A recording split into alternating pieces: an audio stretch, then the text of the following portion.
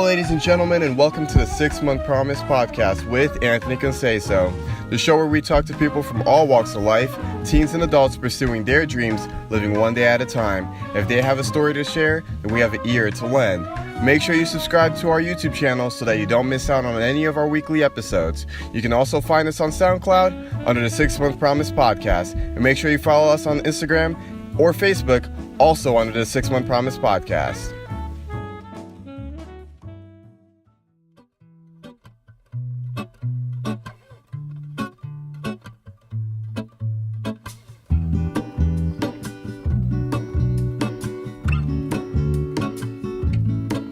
There is a life I lead in this city, hurrying to cut my teeth.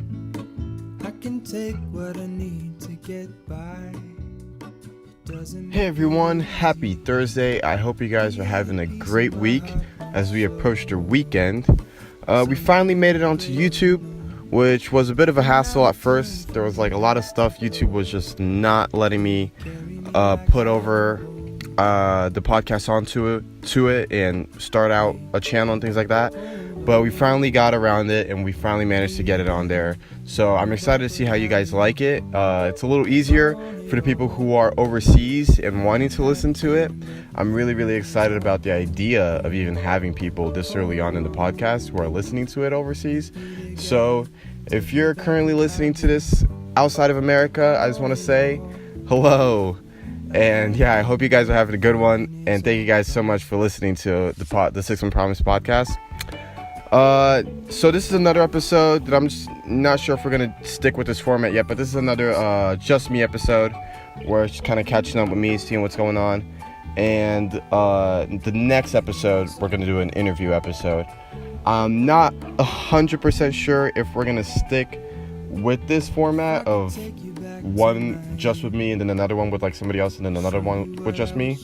I'm not sure if I'm 100% with it, but we'll see how as we go along, and we'll see if it sticks with this format. But I'm just gonna jump right into it. I hope you guys are doing well. This week for me was pretty chill, I guess. Not a real crazy week, thank God, because I actually enjoy chill weeks. I think everybody kind of does. I don't think anybody really likes a big crazy week. So I don't think I said this in the last episode, but I work at a Target currently. It's the main way right now that I make money. So that's where most of my week kind of goes into. And it's not the funnest job in the world. It's definitely not the best job in the world, but it's a job nonetheless. But the weirdest thing did happen to me at Target, though. It was just kind of really interesting. But the other day, I'm walking into work, and anybody that really knows retail knows that when the sun goes down on like a Friday or Saturday night, you know that the worst type of people are about to walk into like the store, which is little teenagers, man. Goodness gracious, they'll walk in. And it's just, it's awful. Now, I'll admit, I'm kind of a hypocrite when it comes to this, because I definitely used to be one of those teenagers. I actually got kicked out of a Walmart because it was right when I started working at Target. And I was like, when you're working in retail, they teach you like how to fix up the aisles and make it look really nice. And so I was walking around Walmart with some of my friends right when I got my job at Target. And we were walking around, I'm like kind of fixing some stuff as I'm noticing it, just because like I was getting used to the idea of like being in a store and fixing stuff up. And they're all like, oh man, look what Target's doing to you. You're like becoming such a little Target employee. And so I started like saying, oh no man, I'm not a Target employee. And I started like taking stuff down and like chucking stuff on like different stuff that I wasn't supposed to. Like I wasn't making a mess, but I was just like, I like grab a shirt and put it on the wrong place, and I just like grab something and put it on the wrong place, and I was just kind of messing around with their like little area. And we had this lady come up to us, and she was like, hey, yeah, I see you putting stuff over here and doing this and that. Yeah, you can't do that. So you guys either leave or we're gonna like have to call the cops on you. So I've definitely been that kid before. So I just feel kind of bad because I can't call out these kids because I'm kind of a real hypocrite. But at the end of the day, I don't really care. But I'm walking into Target when I see this this kid walking out of the store, and he just stares at me for like no reason, right? He must have been like 14, 15, and he's passing by me and he's just staring at me mad hard, and I'm like, okay, what's going on? And then he just says one word: penis. And I'm like, okay, real mature. And I just kind of, I ignored it and I keep walking in. And I clock in, I start working. And as I'm going around the store, I realize that the kid's back in the store. And he's just walking around. He had like this Starbucks cup that he's just sipping on. And he's just walking around the store staring at people. And then he saw me and he started following me around the store. And I'm like, what is happening right now? So finally I catch him like on a cart. And I couldn't really say anything until I caught him doing something bad. But finally I caught him on a cart, and he's like trying to roll down on it, like ride it. And so I yelled out and I'm like, hey man, get off the cart. And he like looks back at me, jumps off the cart, and just books down the aisle. And he starts running. And I'm like, oh my God.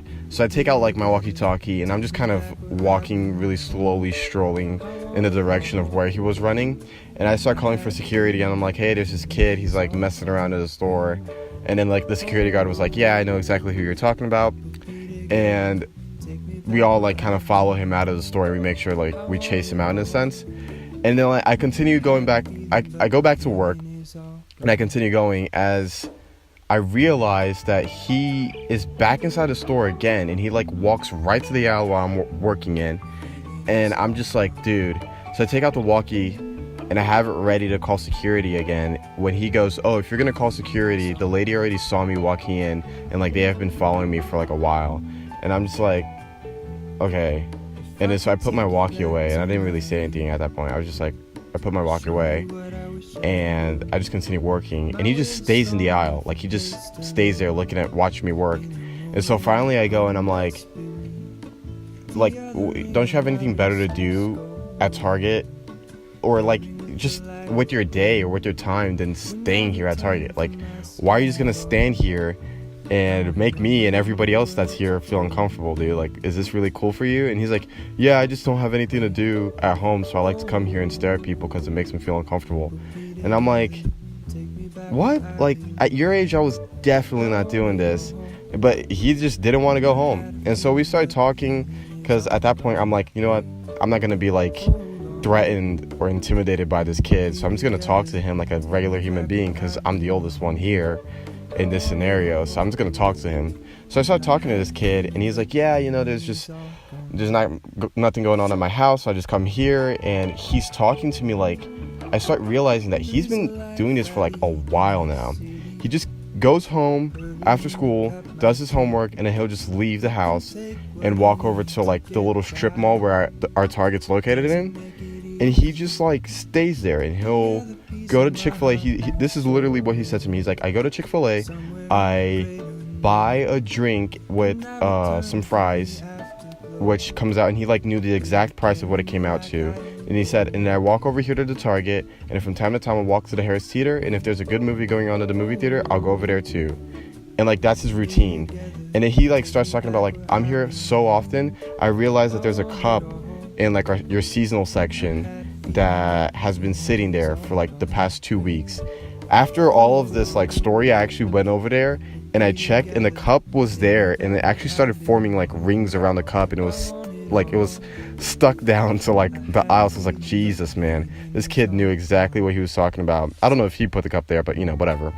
But we continue talking, and I'm realizing like he's in here all the time, and he just starts talking about like stuff. And I started asking like, oh, so what grade are you in? Like, what do you do outside of school? Like, you know, like, what do you do really, I guess, outside of coming to Target? And as the conversation goes, we stood there just kind of, I was working and doing my stuff, but he just sort of stuck around, and we spoke for like 30 minutes. And I just realized that it's like this poor kid that probably just wants some attention, but no one at home is giving him any.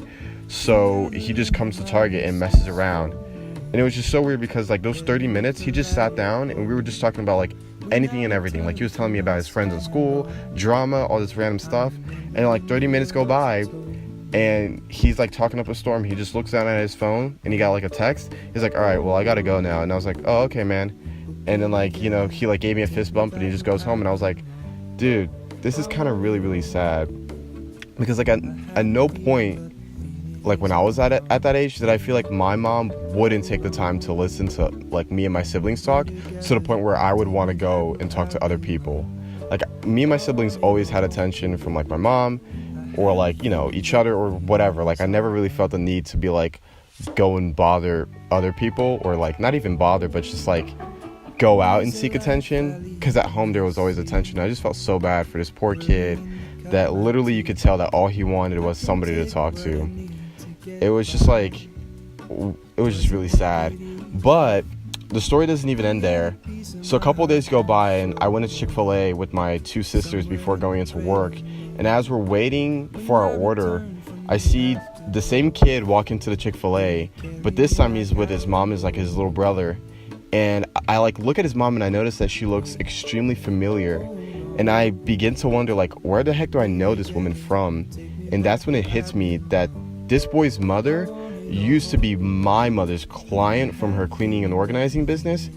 And I remember that at some point, for like some reason, my mom had me and my siblings go over to her house and spend some time with this lady's like sons. And I remember going there, and the youngest son was like super energetic, and just like, I don't do good with young, really, really energetic kid. Like this kid was bouncing off the walls, and I was just like, yeah, no, that's not gonna work for me. So my sister went over to talk to him, and my sister is so funny. My eldest sister, she gets along with little boys so well. Like, it's really like, she gets along with little boys so well that like a Catholic priest would envy how well she gets along with little boys. But like, yeah, no, she's just like, she goes over and she started distracting him, and I was like, all right, I'll go and talk to the eldest one, who was still a little younger than me, and we just started bonding, and we like spoke about like Yu-Gi-Oh, and he used to do all this stuff, and I realized that same boy that I had like this sort of instant connection with is the same kid that I saw in Target. And I was like, dude, we had this entire 30-minute conversation when I've like known you. I actually went as far to babysit him with my sister once, and like we went there and we watched him and his little brother for a while his mom went out for something. So it was just, I was like, wow, like what a small world, and like how small Charlotte can be sometimes. Because, well, not a small world, just small Charlotte, because it's like, it wouldn't be impossible to run into them again. But I was just like, wow, at no point did either of us be like, oh, hey, we actually know each other. But no, it was a cool little moment of like seeing somebody that I hadn't seen in a while, and it was just kind of funny that we didn't realize that we knew each other. But I feel like overall though, the moral of the story is, to all the parents that are listening to this, man, do us retail people a favor, and once it's like past 8 o'clock, keep your children at home. I don't want to tell little Bobby every 3 seconds that, hey man, like get off the cart or quit filling up the mannequin or something like that. Like, it's just like, really? So no, I mean, I understand, you know, if you got like stuff going on and you just want to get rid of the kids, but just don't be coming into the store doing that, you know? It sucks. It really does. And I feel bad now thinking back, and like all the poor Walmart people that had to deal with my crap when I was young like that. I feel bad now. So I just want to say, you know, pay it forward in a sense. So I just want to say, like, keep your kids at home, or just tell them not to do something stupid like that. But that's enough retail and Target talk. Let's see, what's another cool thing that happened to me this week? Oh, well, I got to go and speak to the illustrator for my comic book. I think I said this in the first episode that I was working on a comic book, and I'm finally getting to the point in it that like I feel like I can start moving forward within the process of actually getting it done. And I got to go and speak to an illustrator and see how how he pictures how he's like thinking of actually going about it. Like, he has his experience, which I don't really have any, so I was kind of sitting down with him and asking questions and being like, what do you want to do about like this and that and this, and he was giving me some cool pointers. I don't necessarily want to talk too much about the comic on the podcast just yet, although I'm like super stoked about it, but just for the fact that like we're still very early on in the process, and there's still a chance that it won't work out, but hopefully, it goes through and I can talk more about it with you guys. But I'm having such a blast with it. I love like just being creative and putting things together and thinking up like random characters and random stories. But yeah, I just love like starting up new projects and seeing where they lead me, which is why like I'm really excited about the podcast. Like our last episode talking to Zaylin was just such a blast. He's just such a cool character, and I'd honestly love to have him back on the show. That's like one thing that I would like to do if we get to the point where the show's kind of being so consistent that we are able to bring people back onto the show. But the main thing that I do want to make sure that we're doing with having people on the show is making sure that it's someone that, number one, the viewer would like love to hear a conversation with, and then number two is that people that are like bringing a certain sense of like importance and like value to the conversation. So that's like my main thing, and that's why I was really happy with Zaylin's conversation. I just felt like he was bringing so much to the table. I really enjoyed talking to him a lot, and I'm so glad that he was able to come onto the show, and I'm glad that he liked it. It was just overall really fun experience for me, which is why I'm not sure if I even want to bother doing these type of episodes, or if I just want to stick with the interviews, because I just want to have more fun with it. I felt like the first episode, in the first couple minutes, I was like still trying to get the hang of it. But so like I'm still till this day I'm still kind of beating myself up a little bit over like the first couple minutes of that episode. But hopefully as we go along, like I just feel like I get the hang of it a little bit more. But yeah, we'll see how we go with the interviews and everything. I'm really excited about that. And there was one couple that I want to have on the show like next, but we're having like some issues with the audio part of the podcast. So before I can actually have them on it, there's some stuff that I need to do, which is kind of sucky because I really feel like they're going to bring a lot to the table, and I just love these people so much, and I can't wait to have them on the show, and especially because I can't wait to see what you guys think about it. But yeah, so hopefully soon we'll be able to have them on the podcast and so much more people, and I'm like super stoked about the talking to people part and just doing all that, because that's what the show's all about. It's just kind of sitting down with people and giving you guys, the listeners, a conversation that you guys can feel like you can take something from, or just a conversation that you guys would really enjoy to listen to. But yeah, just hopefully we'll be able to figure out that stuff soon so we can continue going through and doing the podcast. But speaking actually of this couple that I want to come on the podcast, I was actually at their house earlier on in this week for the Super Bowl, which we'll get into the Super Bowl a little later. But I was at their house. They were having like a little gathering, and at one point like I found myself outside talking to like a group of dads, and it felt so weird to try to talk to these guys like I was some sort of adult. Like I just turned 18. I still have a lot of life experience to like catch up to these guys. I mean, they were all like 40s and 30s type of thing, and they're all talking about, I have my little kid and doing homes or like going into school and all these different things. And I was like, I can't relate kind of like at all. So it was just kind of weird trying to like be like I was like, oh yeah, I know exactly what you guys are talking about, which I kind of don't. But I was talking to like all these dads, and it was just so weird to find myself in that scenario, but I actually kind of love finding myself in these type of scenarios because I get to like exercise my maturity in a sense, which I don't think there's a lot of like young adults my age who would want to be in a situation like that and who are really just trying to make the most out of it. But I love being like these awkward little social scenarios where I have to be like sort of a better version of myself in a sense. I just feel like I always strive to be like that. But like these guys are talking about their kids and like the struggle of everyday parenting and like how different things used to be when they were kids and how weird because, you know, it's just like just the difference between now and back then. But it was weird because like me coming from a third world country, I almost actually related to some of the stuff that they were saying. And like I could be like, oh yeah, because when I was growing up in Brazil, there's a lot of stuff that like Americans now don't do that like in Brazil we were doing, like the whole like trophy idea of like, oh, everybody earns a trophy and stuff like that. Like that wouldn't fly in Brazil and like different things like that.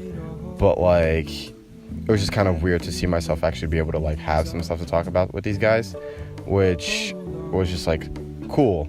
But as I'm going along with the conversation, it just started to make me think about like how like in a couple of years I could be like one of these like dad type of people, I guess, who are just like talking about their kids and talking about like random life stuff and oh yeah, the yard and taking care of it. And it's just like so weird to me to be like thinking that one day I could be this dad type of persona and actually have like my own kid. It's kind of mind-blowing, and like when I think about it, it's just like really weird. My mom actually told me something that was like something a friend of hers said, which is kind of really super messed up, but it's so true, which was like having kids is like playing Russian roulette. You never know what you're gonna get. And I was like, oh, that's so sad. Like that's so sick, but it's so true. But like when I start thinking about like kids and stuff like that, that always pops into my head because it's like it's so sad and it's so true. Like the other day I walked into McAllister's with my mom and I noticed that like in the line in front of us there was like this family of 3, and it looked like the daughter was like this lady who was in her maybe late 20s, early 20s, possibly even. I feel like more towards late 20s, but it doesn't matter. But she was having lunch with her obviously older parents, and like the young lady kept like looking at us, at me and my mom, and I'm just like, what the, like, why are you looking at me? And I was just kind of weirded out. But they get their food and then they sit down at a table, and my mother and I go up and order our food, and then we sat down at a table next or near them. I began to notice like something kind of weird from the table, which was like I wasn't looking at the table because I didn't want to be rude, but like I'm realizing that like the voice that's coming from the table doesn't match any of the people at the table, and that was kind of throwing me off.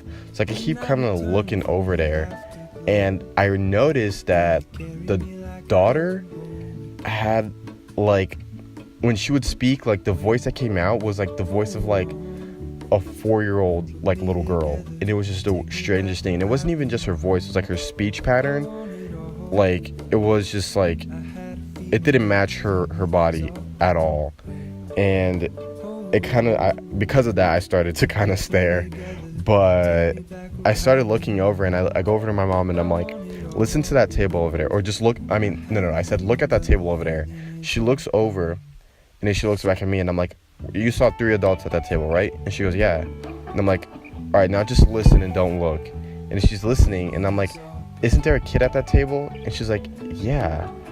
And then that's what I noticed as I'm paying attention, that their daughter must have had some sort of mental issue where her brain, I guess, just stopped developing at a certain age, whether that's because of some sort of disease or trauma or something like that, because I know trauma can also cause these things.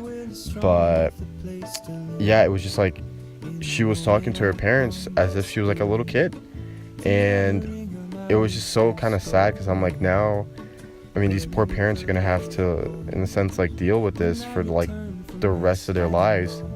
And it's just, I was like, yeah, you never know what you're gonna get, because today it's like everything seems fine with the kid, and then as you get older you find out that, oh yeah, this is the way things are gonna be for the rest of our lives. And yeah, it was just so sad. I hope nothing but the best for those two parents, because that's definitely not easy to go through. And yeah, I just hope like, yeah, it really, really, really, really sucks. And so I really hope that they are able to deal with it and manage it in the best way as possible. But yeah, it was really sucky. But it's so true when you think about it. Like, you never know what you're gonna get. Like, when you have a kid. And I hope I'm not like scaring anybody that's about to have a kid, because like, these cases are somewhat very rare. I did like a crap ton of research afterwards when it comes to that stuff, because I was just kind of like, whoa. But it was just really, really sad. But on a lighter note though, the Super Bowl was this week or this weekend. I don't know. Yeah, no, it was this week. Weekend. Sorry. Yeah, no, I don't know what I was saying.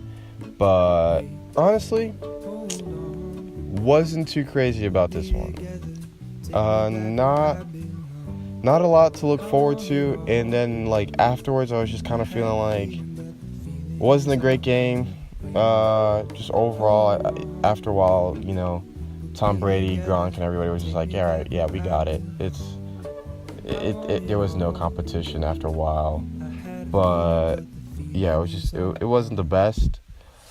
Halftime shows getting a lot of crap.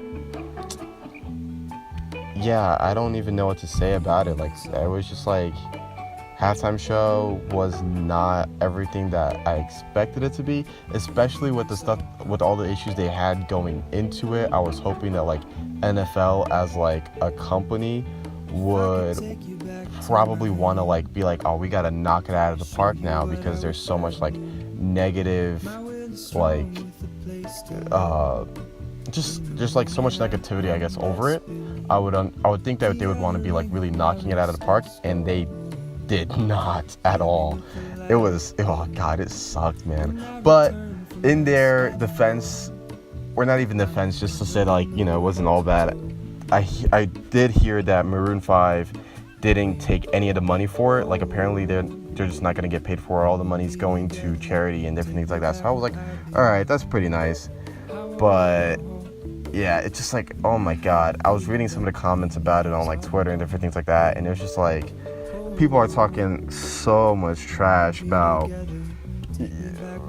Adam Levine taking off his shirt and Travis Scott not being good at all. And apparently like people are really, really crapping on the fact that Maroon 5 took out like this assembly line, or this like drum line, and that most of them were like predominantly white, when the game is taking place in a city that's known for its black history.